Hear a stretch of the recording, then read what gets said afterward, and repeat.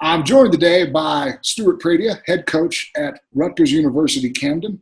And Coach, thanks for joining us. My first question is, I'm wondering if you've ever had any personal experience with either unconstitutional nonviolent police harassment or unconstitutional non-lethal police brutality.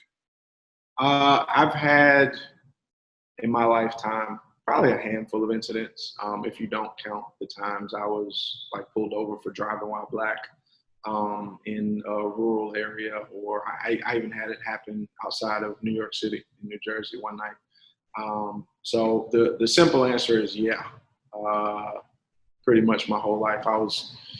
I think the probably the most, there's two that stick out. One was I was around the corner from my house. I lived by Butler Stadium, which isn't like the nicest area, but it's also not like a crazy dangerous area or anything. And I got pulled over. I don't know, 17 at the time, 17, 18 maybe.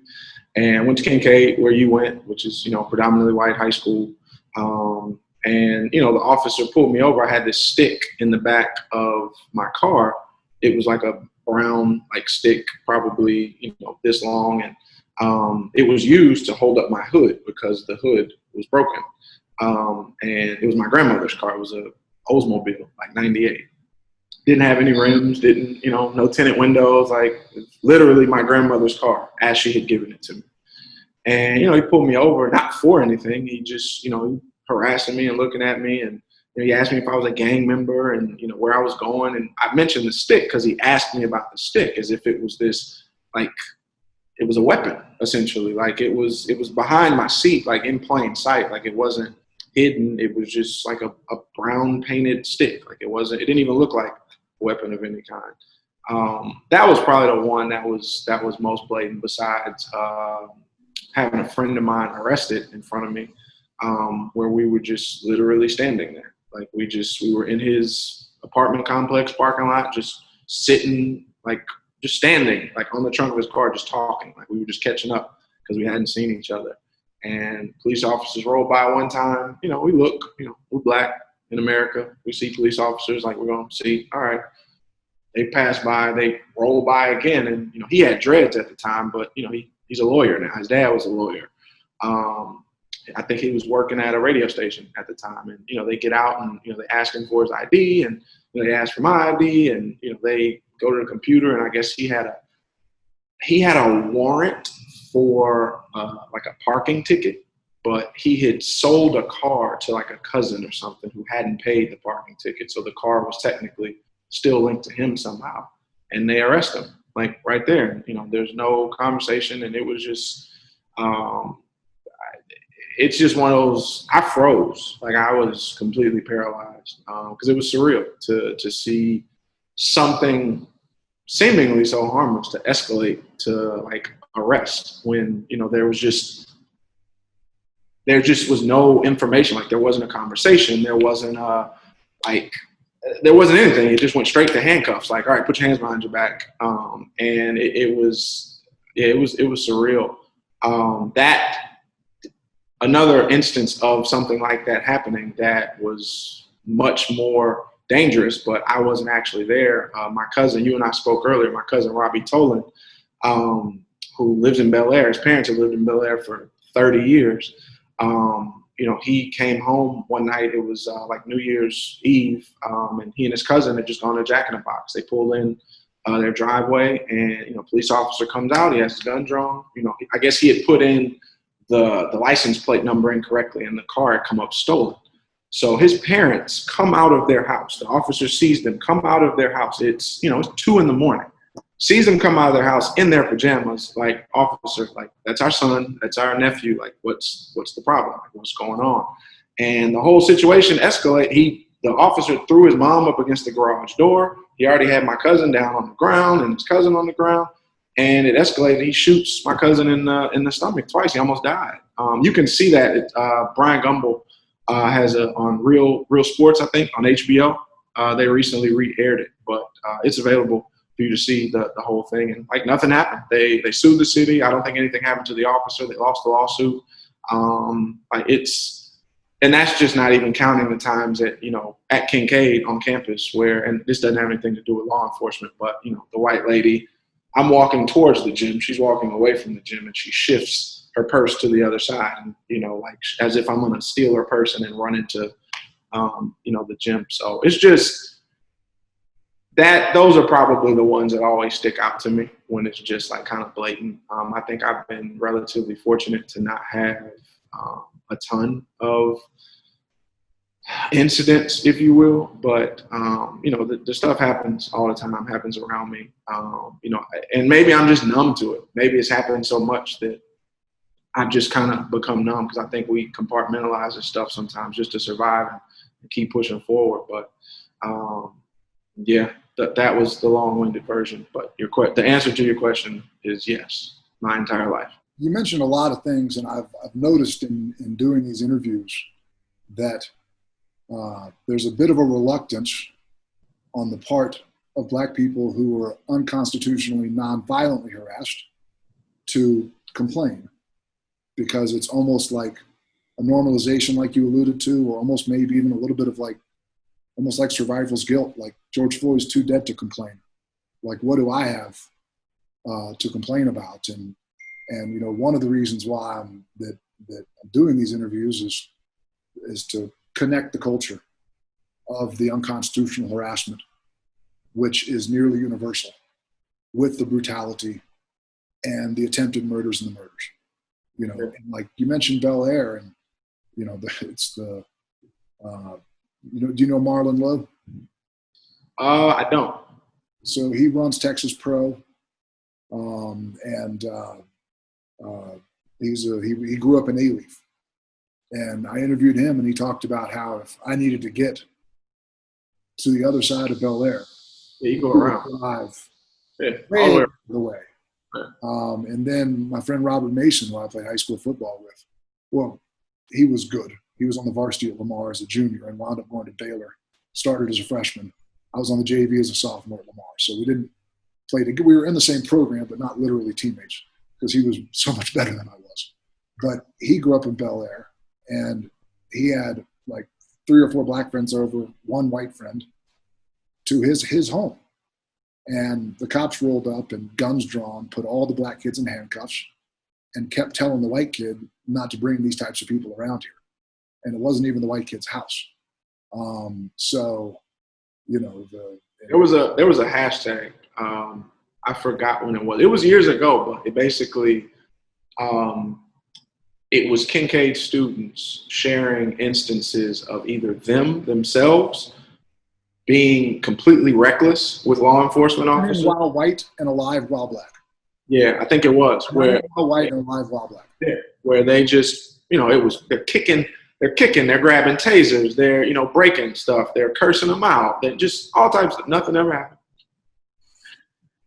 That's a very illuminating example. I actually write in the book that I wrote like 90 pages on solutions, and I wrote like 50 on individual and 40 on policy. And on the individual, I'm trying to get white people to go search those hashtags, because it's really starkly revealing about the gap. You and I've talked about in the past that the police love to harass Black people for loitering, a crime which basically exists to give the cops a reason to give someone a hard time. And, well, we loitered in the parking lot at Whataburger every weekend. All the time. That was like the place to go. Were rolled up. That parking lot was small. Or if they did roll up, it was just to get out of here. Like, there were never any guns. Right. No one was getting arrested. And if Black kids did that at the Whataburger on OST, well, it's a difference. I saw a tweet the other day that was just saying how in white communities, police are called on to just kind of stand by and like protect and just make sure nothing happens. Whereas Black communities, like, they're called to, aggressively police. And like, there's just a difference in, like, I remember I got a ticket in Memorial, like right there on, what's the street? It's not San Felipe at that point once it crosses over. Briar Forest.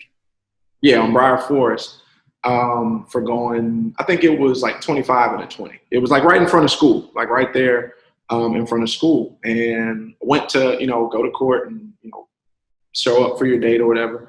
And I remember everyone in there, like there were maybe 2 white kids and everybody else was like a Hispanic, probably doing landscaping or somebody cleaning the house, or like it was, nobody in there was from there or lived there. And you could tell because of why, when they spoke, when they like, well, where do you live? Like, I'm listening to all these cases. And everybody's thing was, just basic, you have an inspection sticker, or like, it's just small ticky-tack stuff. Whereas like the one white kid in there, it was literally like a DUI and he had assaulted somebody. And we were all in the same boat. And it was, that to me was telling in high school, especially when a teammate of mine was telling me he burned out, down that street one time and got pulled over, but he was doing like 50 in a 20 during that time. And the police officer pulled him over. He played football, so he had his Kincaid jersey on. And, the officer let him go with like minimal questioning, just like slow down. And it's just, that's the thing that it's frustrating, is it's just a double standard. Like at the end of the day, it's just, we're treated 2 different ways. And like, I don't see why in this country, it's such a wild request, or it shouldn't even be a request to just, hey, can we operate at the same level? Is that okay? To view Black people not just as humans, but as full citizens who the 14th Amendment applies to, the Equal Protection Clause, it shouldn't be a radical idea. It's not a radical idea. It just is very difficult for large swaths of white people to accept. You've got the hardened racists on the higher end of the scale, and then I feel like 80% of white people are what Dr. King would call white moderates, which to me, you're like a racist light. You're still a, but it's like 80% of us, and it's hard to, it shouldn't be. Right? Hey, recognize our human rights and our constitutional rights is like literally all we're asking for. That's it. There's no that, and I think, I don't know, I'm a big from the conversations that I have, like I think you and I are similar in that way. Like we're conversationalists. Like we try and reach like people in our circle, but the people that I've talked to, the common theme for me has been, even if they don't watch Fox News, their friends do, and the people around them do. And they still get that information to them, and it still is permeated through that community, and they still receive it and internalize it, and then, behave in the world as if that stuff is true. And I've just, the more I've watched, the more I've paid attention, and the more people I've talked to, that to me has been one of the biggest, I think, hurdles to just getting people to see this for what it is, which is just a call for just equality. Like, how is that a radical thing? Because that's what they do. They minimize it. They change the narrative. They shift it. They turn it, or they just blatantly lie. Well, what about Chicago? There were 27 Black people died in Chicago over the weekend. It's only 1 Black person in Minnesota. What about you're absolutely right. There's Adam Walsh over at Shenandoah. Oh, I feel like I do. He's a really good dude. He was in the Texas area. A couple JUCOs in Texas. He was on Ronnie Arrow's staff at A&M Corpus. Then he was the head coach at Centenary. Their last year of D1, and then as they moved to D3. You'd probably recognize if you saw it. Yeah, probably. But he brought up a similar point to what you just did, which is that, part of the reason why it's difficult is because people have trapped themselves inside of propagandist news bubbles and propagandist info loops on social media. And it's like the concept of insisting that human rights and constitutional rights be recognized for Black human beings. It's a very uncomplicated subject. The issue is that undoing brainwashing, right, regardless of the subject of the brainwashing, is complicated. Right. And I talk about that all the time with people, is like, white people have been taught a completely different set of information, if they've been taught any of it at all. And that's the problem. Like, they think certain things are a certain way, and social media is the worst place to have the dialogues, and obviously the rise of social media now. But yeah, I agree with you 100%. Like it's frustrating and it's a little sad, but yeah, I guess we got to keep doing the work. You know, the Mark Twain quote, that it's broadly applicable, but it's certainly applicable here. It is much easier to fool a man than to convince him he's been fooled. And it's almost like who got there first. And that's one of the reasons why I love seeing so many of my white friends who have kids are intentionally raising children. Like basically they're trying to get there first. Right. We're going to get there first, and we're going to make sure that you're in a diverse daycare. We're going to make sure we're going to a diverse church. We're going to make sure that that if you're taking the piano, we're going to find a black piano instructor. And they're taking a lot of steps like that to intentionally, because it's sad that those steps are necessary, but it's encouraging that more white people are recognizing the necessity of that type of thing. So, yeah. I think it's also frustrating for me though. It's part of this is just, and we talked about it earlier. It's just kind of just logic. So, you think about, the 60s, for example, like the people who were spraying, protesters with hoses and sicking dogs on them and lynching people and just all that stuff. Like those people had children and they raised those children. Mm-hmm. And then those people had children and then they raised those children. So if you think that, like, you know what I mean? Like you have to do a pretty extravagant mental gymnastics routine to not just see how things can just be passed down generationally.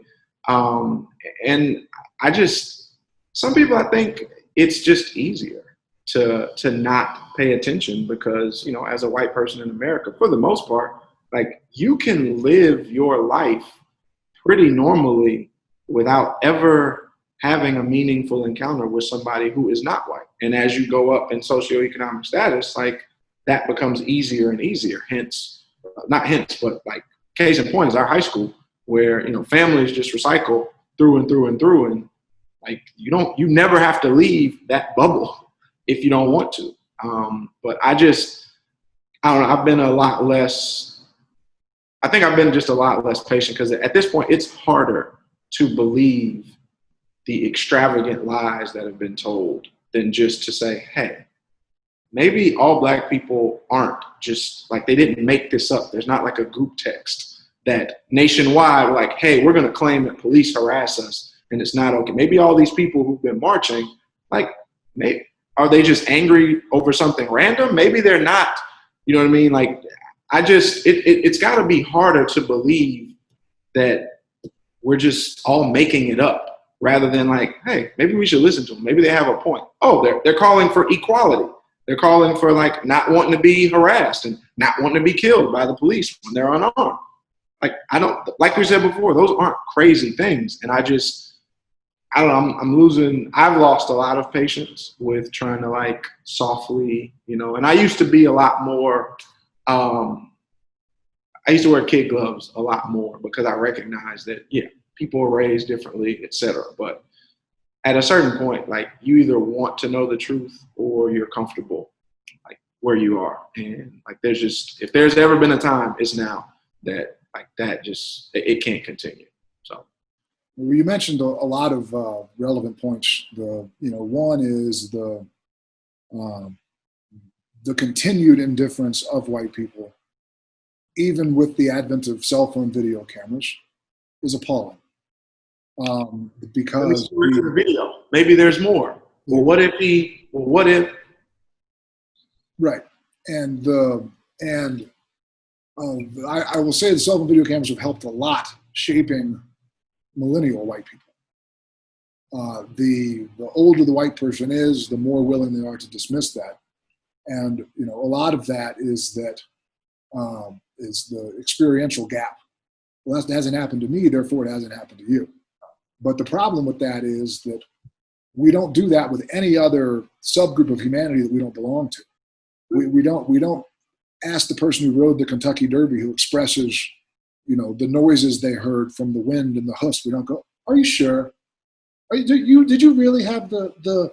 It's only when Black people want equality. That's the only time. Holocaust survivors, we never say a thing. Native Americans, we don't say it. Like, it's just when Black people want, hey, can we just get equality? Is that cool with y'all? There are millions of Holocaust deniers, by the way, globally, but a clear majority are not.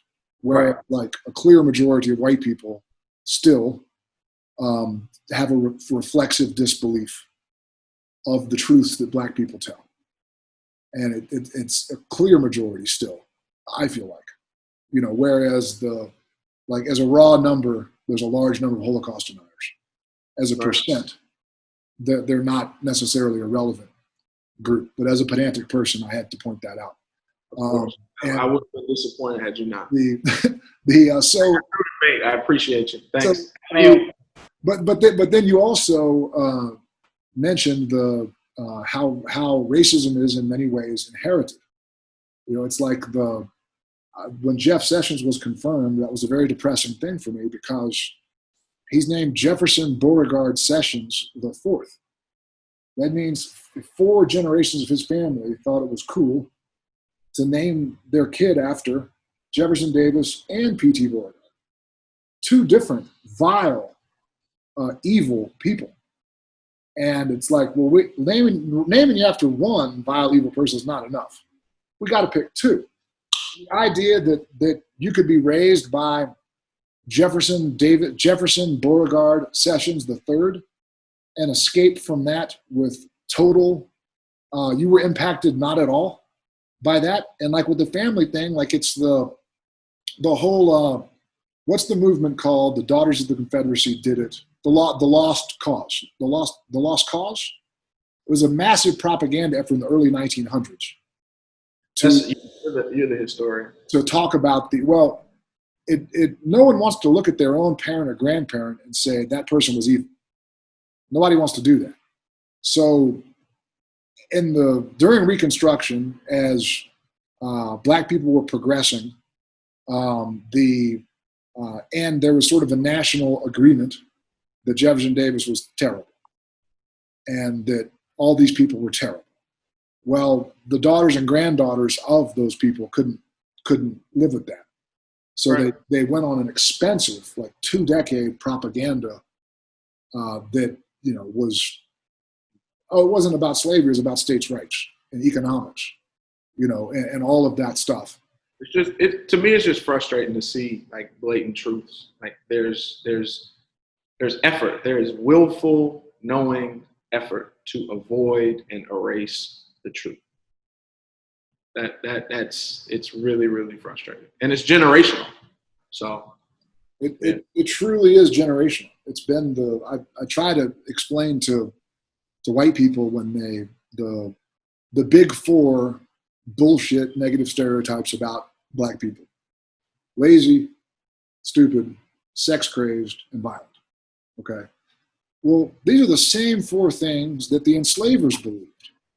So when you're saying that in 2020, you are using, if your words could look in the mirror, they would see the words of the enslavers. But we always want to give ourselves this great credit for the progress we've made. And it's like, well, you look at John Carlos and Tommy Smith compared to Colin Kaepernick, and I find myself wondering what progress. Right. The progress is that in '68, it was probably 90% of white people that harshly condemned Tommy Smith and John Carlos. In 2014, it was probably 60% of white people that harshly condemned Colin Kaepernick. But why should we focus on the progress when 60% of us are still right? Malcolm X's quote about the knife in the back. Progress isn't pulling it out 3 inches. Progress isn't pulling it out. You haven't even begun to heal the wound until you pull it all the way out. And 60% is a lot. A lot. It's a lot. It's a clear majority, and that's the problem. The reason voting rights and civil rights got passed is because the mostly led by MLK, but many others who don't get the credit that they should. At that time, around 51% of white people temporarily were like, oh, this is fucked up. We got to do something. And as soon as that happens, the politicians have to do something. It's never enough, but they have to do something. And so I hope, my greatest hope is that this time, where we may be building a 51% consensus amongst white people, I hope that it doesn't slip right back down. You know, it was like as soon as those two packages got passed, like 75% of white people were like, we did it. Right. Now let's move back on to our segregated neighborhood pools. Right. This is just the start. Like this is just you got to think of it like it's what generations of systemic racism, and whether it's in politics, whether it's in hiring practices, in whatever industry. We could get into how this affects coaching, since we both coach, but it also affects the arts, the music industry, the movie industry. Like we're seeing some progress, but it's like at this point we're still just saying, hey, if a police officer or any sort of law enforcement kills an unarmed citizen, or they just kill someone unlawfully, like in the process of doing their job, at the very least, you don't get to be a police officer anymore. That doesn't, to me, sound that unreasonable. And like that's in 2020, we're still like that's still a two-sided sort of discussion when it just shouldn't be. And this is just the tip of the iceberg, because like we haven't even gotten into things like reparations, or now you saw the article with Harvard with their admission standards with affirmative act, and it's just there's a lot more work to do. Yeah, and I'm glad you pointed out that the I must have lost my train of thought before, but the reason I mentioned Adam Walsh is he tied in the politics and the racism are connected, and it is it's so much more pervasive than simply policing. The couple of stats that I mentioned before in these interviews, but for anybody watching, in 2011, Bank of America was fined $335 million for flagrantly discriminating against black borrowers. They were getting lower amounts. They were getting higher rates. They were being outright rejected when identically qualified white borrowers received the loan. And that's 2011. 2007, the Mississippi State Supreme Court ordered an investigation into the whitewashing of juries. And they found in 2007 it was still rampant. They were still striking black jurors from the pool when there was a black defendant in 2007. And for anybody watching, don't try to regionalize this problem, because there are academic studies in Pennsylvania, Long Island, Michigan. Don't think, oh, well, of course they do that in Mississippi. Don't go down that road, because no, we do it everywhere as well. So it's like, we always try to act like, oh, it's a long time ago, it doesn't happen anymore. And, one of the reasons why, I'm doing these videos with contemporary people is that, it's so, like, for example, I'm starting to send people now, white people now, who ask me like, well, where do I start? Like I told you before, like I've gotten a pretty good chunk of calls from people being like, you were right, I should have listened. Like, where do I start? And of course, as a highly selfless person, I send them to my book first. But then, I'm shocked. But over time, what I've realized is I can't send them to James Baldwin and Stokely Carmichael, because that was in the 60s, right? It goes right. It's too easy for them to go right back into that's not happening anymore, right? And now, if you listen to there's not universal overlap, obviously, but if you listen to what a modern thought leader is saying, Michael Harriot is one of my favorites. If you listen to what he's saying and put it next to what Stokely Carmichael said, they're saying the same thing, which means the problem hasn't gotten as much better as we continually insist. But yeah, the reason why I'm interviewing, younger guys like yourself, I don't want to talk to John Lewis, who got beat up in the 60s. I I want to talk to people whose cousin got shot 10 years ago, because it's just white people it's very uncomfortable for us to face the truth that we're doing the same shit today as a white dominated society that we've always done. And so we have to hold up the mirror and confess that we are still enabling this same thing to persist. And it's very hard for us to look at Bull Connor and see ourselves as a Bull Connor. Like, that's very hard for us to do. Yeah. And so the thing is, it's not even and I guess the frustration is, like, the request isn't that crazy. It's literally stop watching Fox News, listen to black people when they tell you that, like, something's wrong. That's it. Like, just so that you can acknowledge it and we can address it. Like, we're not asking for any sort of special treatment. We're not like, it's just, hey, we want to be left alone and allowed to live our lives just like you do. That's literally all we're asking. Yeah, I know.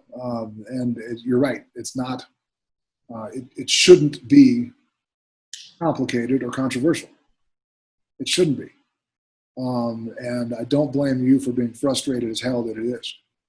And so I want to follow up kind of back to we didn't finish the formal part of the interview, but of your closest circle of black friends and family, roughly what percent of the men have at a minimum been harassed, unconstitutionally harassed? I don't know any black person that hasn't experienced at least one run-in with law enforcement, whether it was campus police or their neighborhood police or, like, whatever it was. Like, I literally don't know a single person. This isn't law enforcement, but, my grandmother had her tire slashed, as a black woman growing up in Texas. Like, it's just, if you find black people that have escaped this, they should play the lotto or something, because I don't know anybody who has universally escaped this. And to take it a step further, there was a period of time, I think it was 2 years ago, maybe, either 2 or 3 years ago, where myself, a friend of mine who worked in the NBA, my girlfriend at the time, another friend of mine who worked as an attorney, another person these are all people that do not know each other, but I know all of them. And at the exact same time, for whatever reason, all of our bosses were kind of doing the same thing, which was trying to find a way to critique and find a flaw in our performance when there was none. And another coach that I know, who ended up leaving that job. But it was the craziest thing I've ever seen, that these people who did not know each other were pretty much telling the exact same story in completely different industries. Like, 2 of us were coaches, but the other was a scout, another was an attorney, another worked in marketing, and all of our bosses, for whatever it was, because none of us could really even understand, like, well, where is this coming from? Basically, we're coming for our jobs, not based on performance, because we were all performing by whatever metric you wanted to. It was whether they felt threatened by a personality, and I can't speak to everyone, but it was eye-opening, because that was kind of the first time I had seen that sort of, what else can you point to at that point, besides some sort of systemic racism, when it's not based on your job performance? And it was a rough time for me, but it was, like, for all of us, I was just shocked to see everyone experience that. So I know you were asking more specifically about, like, law enforcement, but to our point earlier about how law enforcement is just kind of the tip of the iceberg. Like, this stuff, from law enforcement to redlining to jobs, like, it's, you work to eat, to live, to build a family. Like, this stuff, there's a hindrance somewhere, somehow, systemically, and we're just getting to the point of even addressing these things. So. Well, you really do see it. It's literally everywhere. And, we talked about Bank of America. We talked about whitewashing the juries. There remain literally thousands of neighborhoods in America where there are deed restrictions against selling it to someone who's not white. And so it's housing, it's employment, I talked about this on a Zoom call the other day, and the white coaches were sort of asking, what can we do, right? And I said, quit putting it on black people to fight for black people, because if a black assistant coach is very vocal and outspoken on the topic of racial injustice, well, a lot of ADs and presidents and boosters are going to look at him and be like, well, we're looking for a coach, not an activist. Right. Right. I experienced that 3 years ago at the same job that I was at the time, where a couple of my first posts on my Twitter account, on my coaching account, had to do with that. And I get it. It's like, hey, it's not just you're representing, it's the program. And I was like, okay, cool, because you don't have any leverage in that. But if you're really looking at what it is, it's just, well, so the school and or you have a problem with, just basic equality for black people? Is that what you're telling me? And at that time, like, I didn't have the leverage. I didn't have the voice. I didn't feel comfortable fighting that fight. And so. But if a white coach speaks up aggressively on this topic, like, for example, not only is it not going to hurt you, it's not going to hurt you. It can help you. So it's like and I don't really care about motives. Be cynical if you want to. Just speak up. Say something and get in the fight. Even if it's because you think it's going to give you a recruiting advantage as a home visit with a black family. I don't care why. But you can. I feel a little differently on that, but I hear you. Because I've seen a lot of coaches, and this is something I talked to with a couple of coaches, post things. And I've had coaches reach out to me personally, who I know, who are my friends. And so I've appreciated that. But I've seen a lot of coaches, post certain things.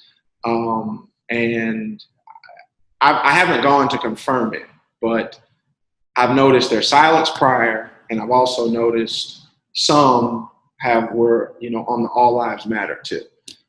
Initially, when Cap kind of first started kneeling and Black Lives Matter, and it's the same way the corporations, they commit to tax breaks that, okay, we're donating this, or we stand with the black community, but you look at their board and nothing's changed. So I hear you. Like, something is better than nothing, but I'm a little.